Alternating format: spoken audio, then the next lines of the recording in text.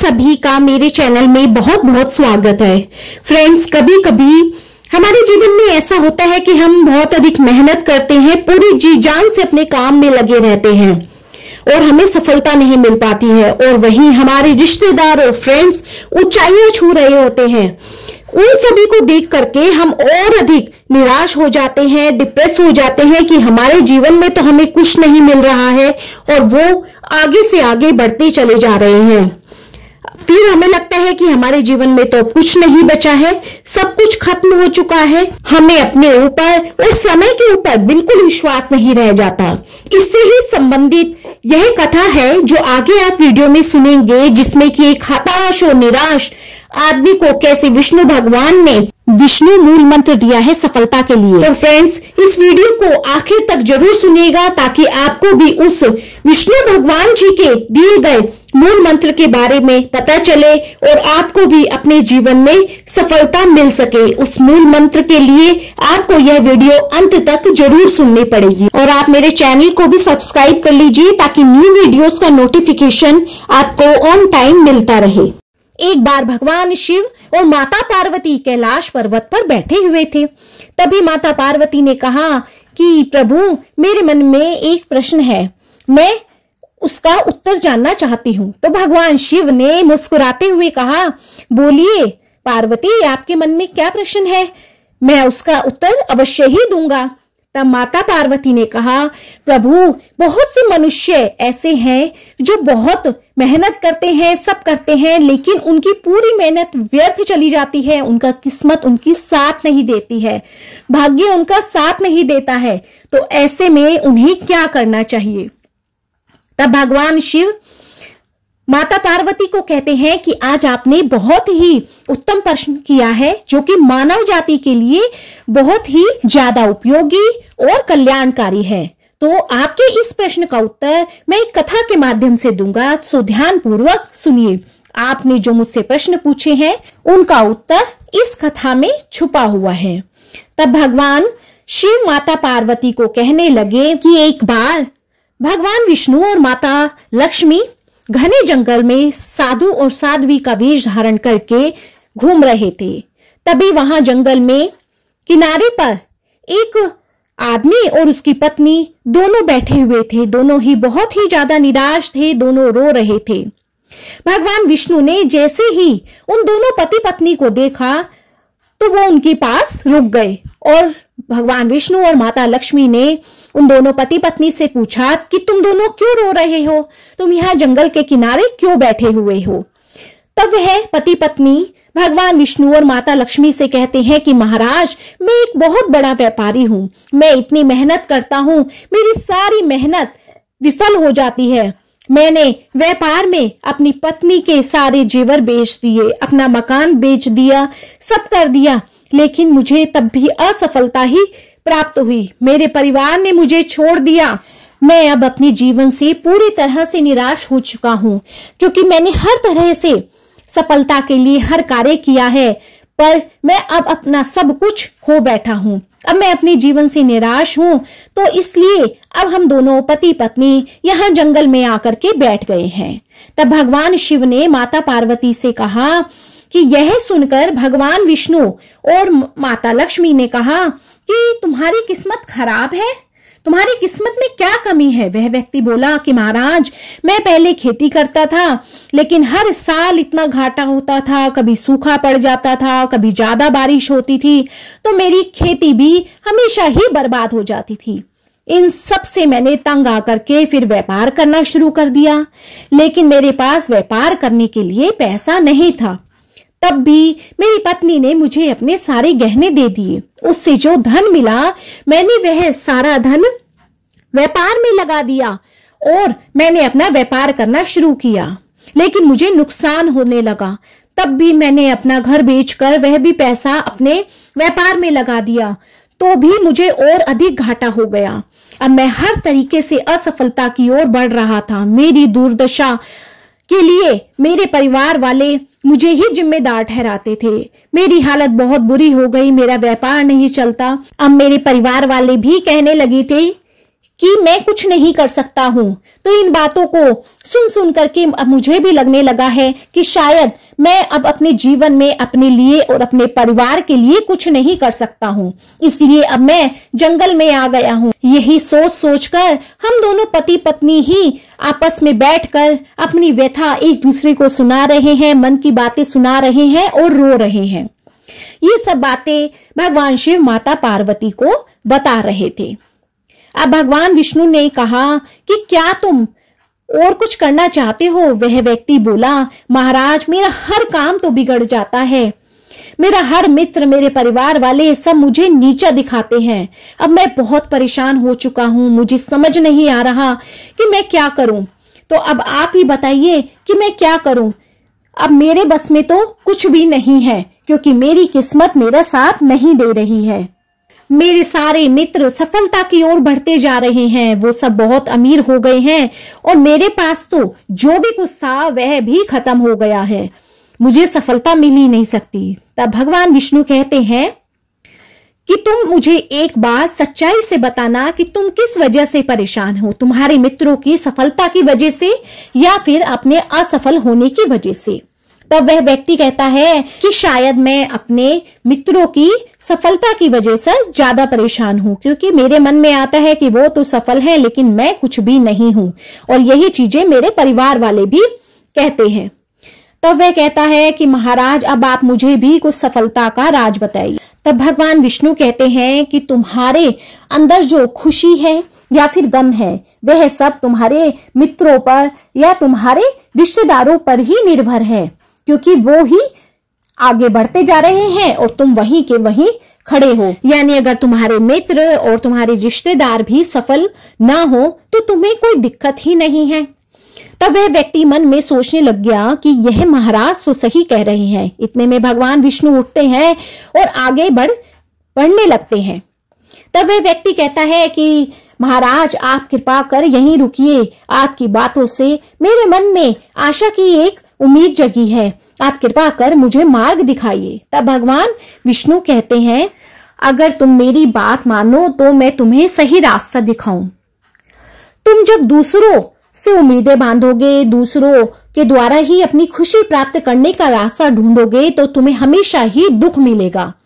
तुम्हें अपने आप को बहुत अधिक मजबूत बनाना पड़ेगा। तुमने अपने आप को कमजोर बना रखा है। तुम्हें अपने आप पे ही विश्वास रखना होगा और अपने कार्य में लगन लगानी होगी। तुमने अपने आप को इतना कमजोर बना लिया है कि तुम्हें सब आगे बढ़ते हुए दिख रहे हैं। जब तुम स्वयं पर भरोसा रखोगे और अपनी पूरी लगन के साथ काम करोगे तो तुम्हें सफलता अवश्य ही मिलेगी और सफलता तुम्हारे कदम चूमेगी। अपनी मेहनत पर विश्वास रखो, इससे तुम्हारा भाग्य बदल जाएगा। भगवान शिव माता पार्वती से बोले कि भगवान विष्णु ने अपनी बातों को आगे बढ़ाते हुए कहा कि लगता है कि तुम्हारा जो मित्र है, तुम्हारे जो रिश्तेदार हैं, वे तुम्हें दुखी करने पे लगे हुए हैं। वे तुम्हें हर तरह से गलत साबित करना चाहते हैं। अब तुम्हें उन्हें गलत साबित करना है, लेकिन यह तुम गलत साबित अपने मेहनत के बल पर ही कर सकते हो। जब तुम अपने ऊपर विश्वास रखोगे तभी तुम उनको गलत साबित कर पाओगे।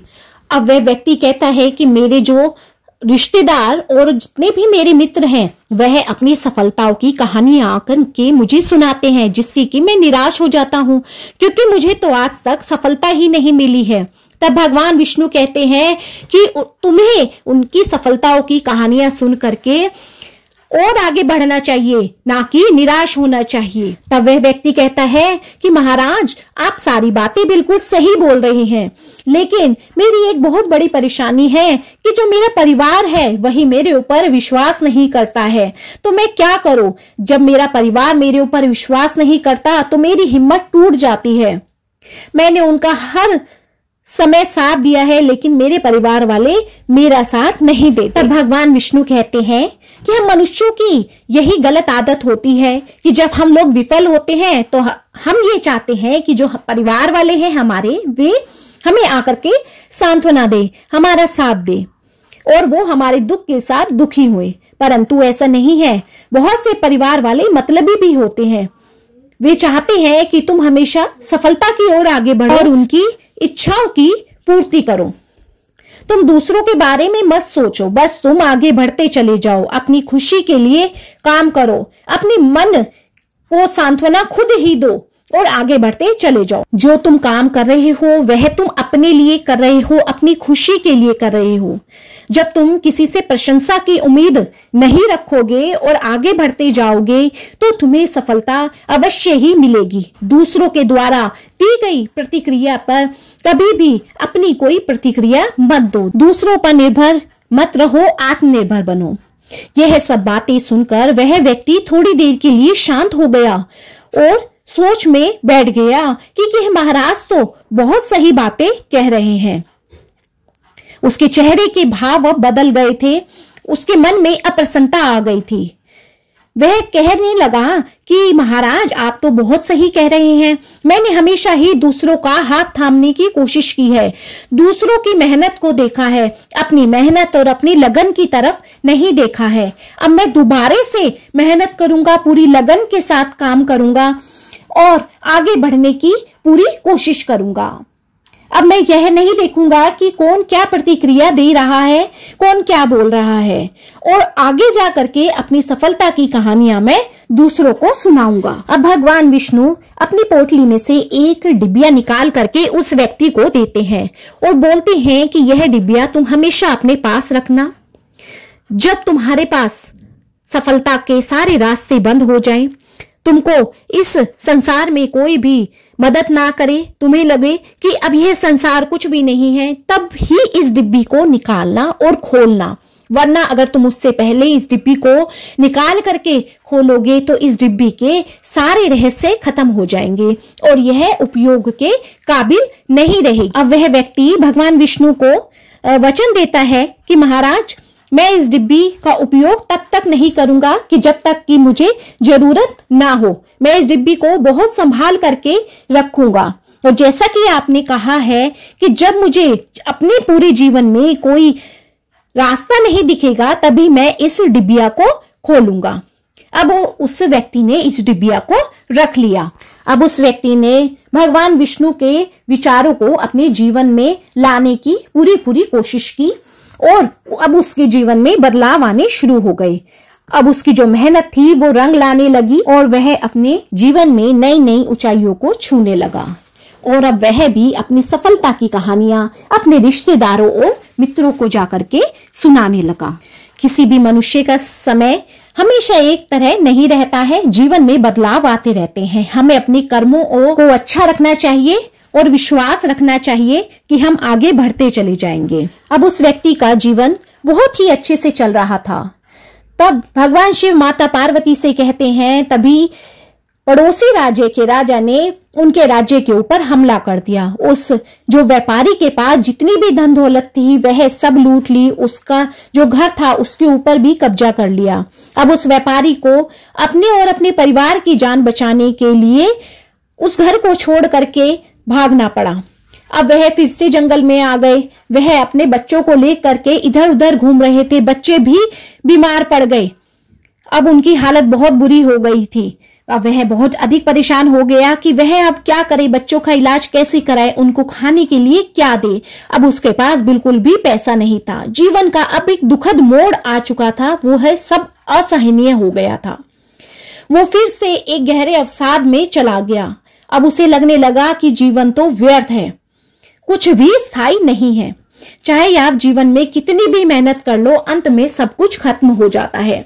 जीवन जीने का क्या फायदा है। भगवान शिव अब माता पार्वती से कहते हैं कि व्यापारी के मन में अब गलत गलत विचार आने लगे कि अब तो जीवन में कुछ नहीं बचा है। अचानक ही उसको भगवान विष्णु की उस डिबिया की याद आई जो भगवान विष्णु ने उसे दी थी और कहा था जब दुनिया के सारे रास्ते बंद हो जाए तब ही वह इस डिब्बी को खोले। अब वह व्यक्ति उस डिबिया को निकालता है और उस डिबिया को खोलता है।